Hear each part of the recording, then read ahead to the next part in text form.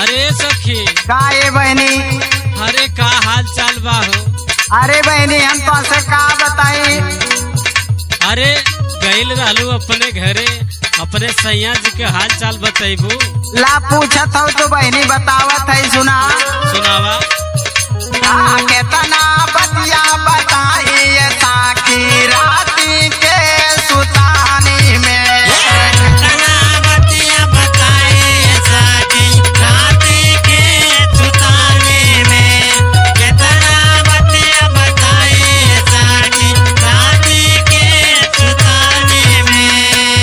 सुनत हो बहनी? हाँ हो सुनत है बाबा।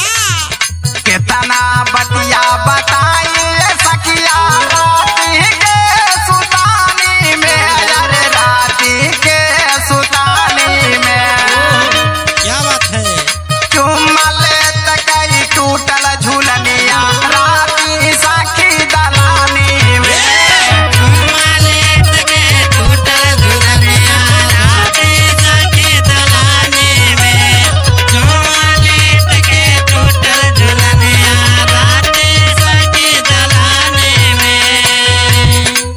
ये सखी का ये बहनी बोला? अरे इहो कुल होला हो? अरे बहनी तनी शर्म लगत हो का तो से बताई हो कैसन मुँह ना मिल गल। नहीं बतावा न, अच्छा लगत हमके। चुम्मा लेत कई टूटल झूलनिया राती सखी दलानी में। अरे राती सखी दलानी में बाबा।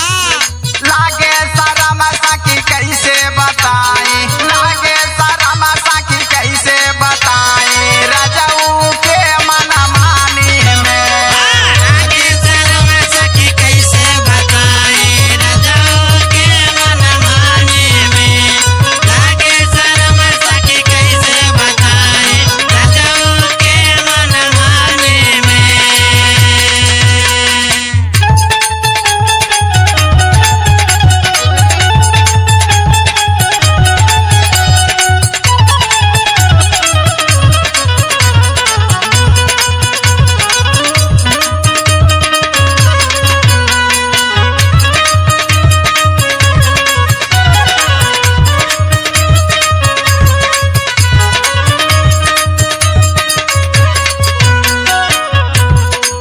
ये सखी का ये बहनी?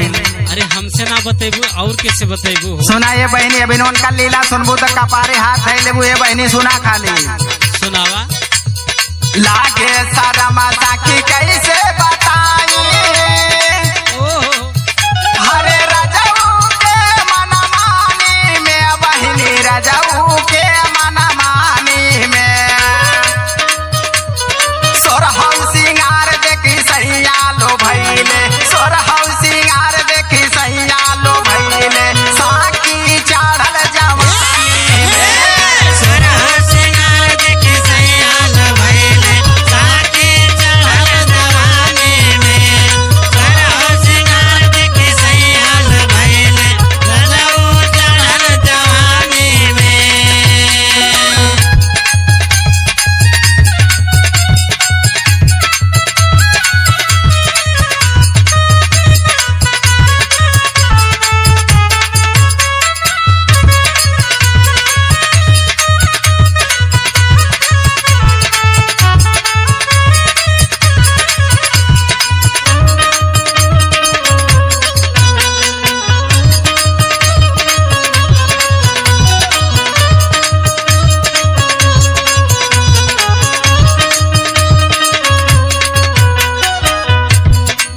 ये सखी का हो बहनी? और का भइल हो? सोना बताओ थी आखिरी में का कहने सखी?